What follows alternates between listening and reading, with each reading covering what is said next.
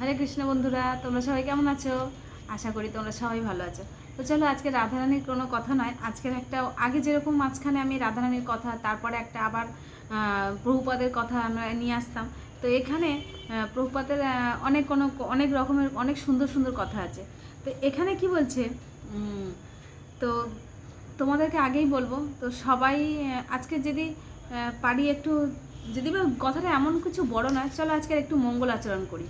তো তোমরা সবাই আমার সাথে করো। ওং অজ্ঞানতিমিরান্ধস্য জ্ঞানাঞ্জনা শলাকয়া চক্ষুরুন্মিলিतं येन তস্मै শ্রী গুরুবে নমঃ। শ্রীচৈতন্য মনোভীষ্টং স্থাপিतं येन ভূতলে স্বয়ং রূপ কদা ময়ং দদাতি স্বপদান্তিকম। বন্দেऽহং শ্রীগুরুः শ্রীযুতপদকমলং শ্রীরূপং সাগ্রজাतं সহগণ রঘুনাথং নিতং তং সজীবন সাদ্বৈতং সাবধূতং পরিজন সহিতং কৃষ্ণ চৈতন্য দেবং শ্রী রাধা কৃষ্ণ পাদান সহগণ ললিতা শ্রী বিশাখানিতাংশ্চ। হে কৃষ্ণ করুণা সিন্ধু দীনবন্ধু জগৎপতে গোপেশ গোপিকা কান্ত রাধা কান্ত নমস্তুতে। তপ্ত কাঞ্চন গৌরাঙ্গী রাধে বৃন্দেবনেশ্বরী বিশ্বভানুসুতে দেবী প্রণমামি হরিপ্রিয়ে। নীলাচল নিবাসায় নিত্যায় পরমাত্মনে বলভদ্র সুভদ্রাং জগন্নাথায় তে নমঃ। নমো মহাবদন্নায় কৃষ্ণ প্রেম প্রদায়িত কৃষ্ণায় কৃষ্ণ চৈতন্য নামনে গৌরতিষে নমঃ। নমো বিষ্ণুপাদায় কৃষ্ণ পৃষ্ঠায় ভূতলে শ্রীমতে ভক্তি বেদান্ত স্বামিনীতি নামিনে। নমস্তে সরস্বতী দেবী গৌরবাণী প্রচারিণে নির্বিশেষ শূন্যবাদী পাশ্চাত্যেশ্বতারিণে। জয় জগদ্গুরু শিল প্রভুপাদ কি জয়। বাঞ্ছাকল্পতরুভশ্চ কৃপা সিন্ধুয়েব চ পতিতানাং পাবনেভ্যো বৈষ্ণভো নমো নমঃ।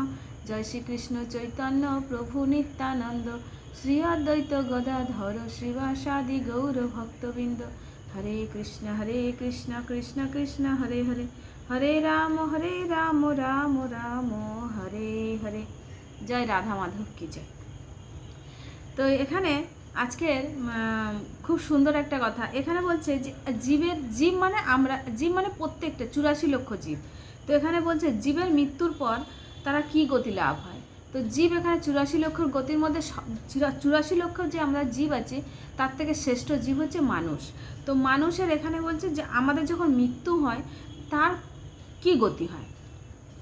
তো এখানে বলেছে জীবের মৃত্যুর পর 2 প্রকার গতি হয়। তো এখানে দুটোর সমাধান দেওয়া হয়েছে। যেহেতু আমরা অনেক কুকর্ম থেকে, আমরা সকাল হতেই আমাদের শুরু হয় পাপ কর্ম থেকে, তো সেই জন্য এখানে বলছে জীবের মৃত্যুর পর কি হয়। তো তোমরা সবাই মনোযোগ সহকারে শ্রবণ করো, আর আমার চ্যানেলটাকে সাবস্ক্রাইব করতে কেউ ভুলো না। কেন তোমরা আমার পাশে না থাকলে আমি তাহলে একা হয়ে পড়বো, একাই থাকবো।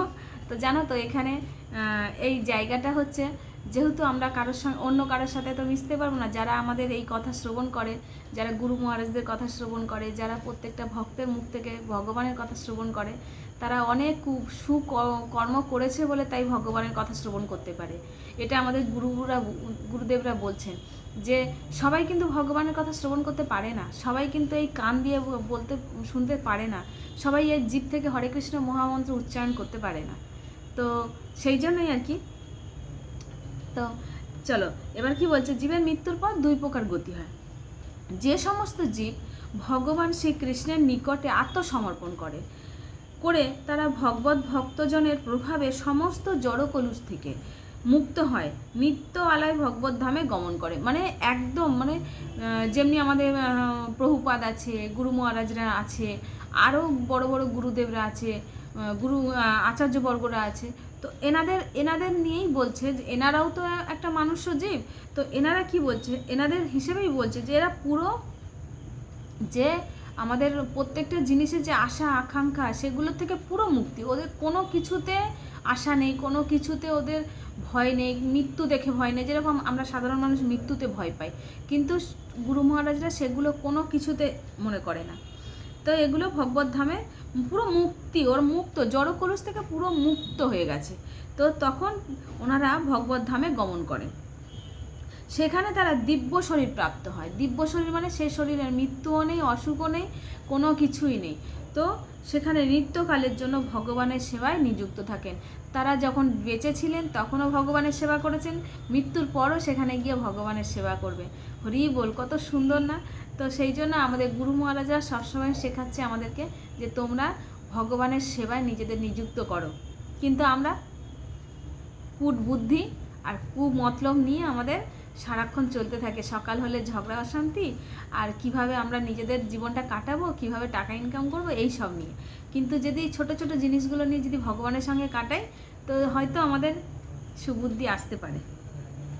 আরেকটা হচ্ছে, এখানে হচ্ছে একটা শেষ 1 নম্বর হয়ে গেল। 2 নম্বর হচ্ছে যাদের জড়জাগতিক কামনা বাসনা আছে। যেমন হয় না, আমাদের আমরা মনে করি না যে না এইটা রান্না করব, এইটা আমার খেতে ভীষণ ভালো লাগে, আমি যদি মরে যাই আমার এই খাটটা কি হবে। আমি যদি একটা হয় না, সব থেকে ছোটো জিনিস দেখবে সংসারে, আমরা যখন সংসার ক্ষেত্রে দেখবে কিচ্ছু নাই হোক, ঘুমানোর সময় না বালিশ নিয়ে অশান্তি হয়।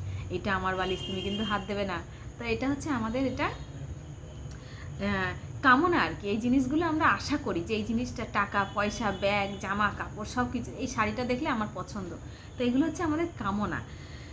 তো তারা মৃত্যুর মাধ্যমে স্থিতি, অপ, তেজ, মরুত ও বোম দিয়ে তৈরি স্থূল শরীরকে পরিত্যাগ করে কিন্তু মন, বুদ্ধি, অহংকার নির্মিত সূক্ষ্ম শরীর তাদের পাপ ও পুণ্য কর্মের ফল বহন করে।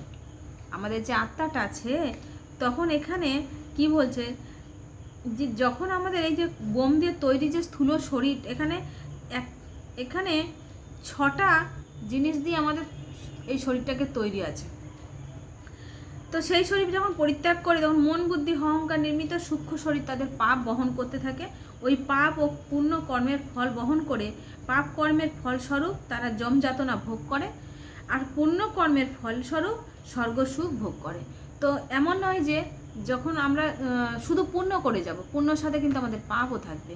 তো সেই জন্য যেসব গুরু মহারাজরা আছে, সামান্য জলও যদি গ্রহণ করে, তো ভগবানের দেওয়া সেটা গ্রহণ করে। তারা যদি ভগবানের জলও না পায়, কত দিন জল না খেয়েও থাকতে পারে। যেমনি তোমরা সবাই জানো আমাদের গুরু মহারাজ কত কষ্ট করে এখনও উনি ওই অবস্থায় মালা জপ করতে পারে, আর আমরা এত সময় পাই কিন্তু মালা জপ করার সময় পাই না। সেইটা আমাদের বড় হয়ে যায়। তো গুরু মহারাজরা কীভাবে করছেন, তো সেই সবগুলো আমাদেরকে সবসময় যে একটি গুরু মহারাজ এত কষ্ট পাচ্ছে, মুখে মাস্ক দেওয়া আছে, সেলাইন চলছে, সিলিন্ডার নিয়ে হলেও তিনি আসছেন রাধা মাধবের সেবায়। তো এইগুলো হচ্ছে আমাদের শিখতে হয় কিছু কিছু জিনিস। তিনি নার্সিংহোম, হসপিটালে থাকা সত্ত্বেও মালা জপ করেছেন। কিন্তু আমরা মনে করি আজকে শরীরটা খুব খারাপ, আমরা মালা জপ করতে পারবো না। তো সেইটাই হচ্ছে এখানে হচ্ছে পুণ্য আর পাপ কর্মের ফলস্বরূপ আমরা দুটোই ভোগ করব থাকে। এই ভোগের পর তাদের নিজ নিজ কর্ম সুখ ভোগ, এখানে বলছে ফলস্বরূপ কর্মফল, আমরা যেহেতু স্বর্গলোপে যেতে পারবো, কিন্তু এই ভোগের পর যখন এটা পরিপূর্ণ হয়ে যাবে পুণ্য আর পাপ, তখন নিজ নিজ কর্ম চেতনা অনুসারে তারা আরও একটি স্থূল জড় শরীর প্রাপ্ত হবে। এভাবে 84 লক্ষ জীব প্রজাতিতে যে কোনো একটি তাদের জন্ম হবে আবার। তো সেই জন্য আমরা যেইখানে এখন বসে আছি না, আমাদের গুরু মহারাজরা সবসময় বলছে আমরা যেখানটায় এখন আছি, এটা হচ্ছে কলির সবে 5000 বছর হয়েছে। তো কলির আয়ু 4,32,000। যখন কলির আয়ু, যখন আমাদের যেমন যৌবন কাল আসে, আমরা যেরকম উৎপাত করি না, তো কলির যখন যৌবন আসবে না, তখন এত বিপদ হবে। তো আমাদের ভগবান অনেক সুযোগ দিয়েছে যে এখন আমরা রাধা মাধবের কথা শ্রবণ করতে পারি, আমরা মালা জপ করতে পারি, আমরা অনেক কিছু ভগবানের জন্য নিজেকে নিযুক্ত করতে পারি। কিন্তু এর পরে যে প্রজন্ম আসবে, তারা ভগবানের সান্নিধ্যে যেতে হয়তো পারবে না, তাদের কান আর জিভ হয়তো ভগবানের নাম উচ্চারণ করতে পারবে না। তো এই সকল বন্ধুদের কাছে হাত জোড় করছি, তোমরা সবাই ভগবানের সান্নিধ্যে এসো। তাহলে কি হবে না, অনেক অনেক অনেক যে আমরা কোটি কোটি পূর্ণ জন্মের ফলে আমরা মানুষ জন্ম পেয়েছি। কত জন্ম তুমি দেখতে পাচ্ছ, রাস্তায় কুকুর, ছাগল, বিড়াল কিভাবে নির্যাতন পাচ্ছে। তো এমন নয় যে আমি আজকের যেই কুকুরকে আমি পুষেছি, কাল আমি যখন কুকুর হব আমি কি মানুষের বাড়ি পাবো? আমি তো রাস্তাঘাটে পড়ে থাকতে পারি। তো সেই জন্য আমাদের মানুষ হয়ে জন্ম দিয়েছে ভগবান। ভগবান সবসময় যতই কষ্ট পাক না কেন সবার মধ্যে ভগবান বাস করে, কিন্তু একটিবার আমাদের সুযোগ দেয় যে তোমরা আমার সান্নিধ্যে আমাকে মনে যখন করেছো তখন আমার কাছে এসো। তিনি 2 হাত তুলে দাঁড়িয়ে রয়েছে আমাদের জন্য। তো হরে কৃষ্ণ। জানি হয়তো তোমাদের অনেক কষ্ট হবে, অনেক খারাপ লাগবে, অনেক কিছুতে তোমরা হয়তো ভাববে যে দিদিভাই এরকম করে বলছে। তো তোমরা সবাই সত্যি কথা একাদশী করো, মালা জপ করো, ভগবানের সান্নিধ্যে এসো, খুব আনন্দ পাবে। দেখবে ভগবানের সেবা হচ্ছে খুব আনন্দ আনন্দ আনন্দ, প্রত্যেক দিন আনন্দ। যে আনন্দের সীমা নাই, সীমা নাই, আনন্দের সীমা নাই, রাধা কৃষ্ণের নাম জপ, তাতে আনন্দ আর আনন্দ। তো রাধে রাধে। আজকে জানি না তোমাদের কতটা দুঃখ দিয়েছি আর কতটা আনন্দ দিয়েছি, যাই হোক তোমরা কমেন্ট করে লেখো। তো এখানে রাখছি, রাধে রাধে, হরি বল।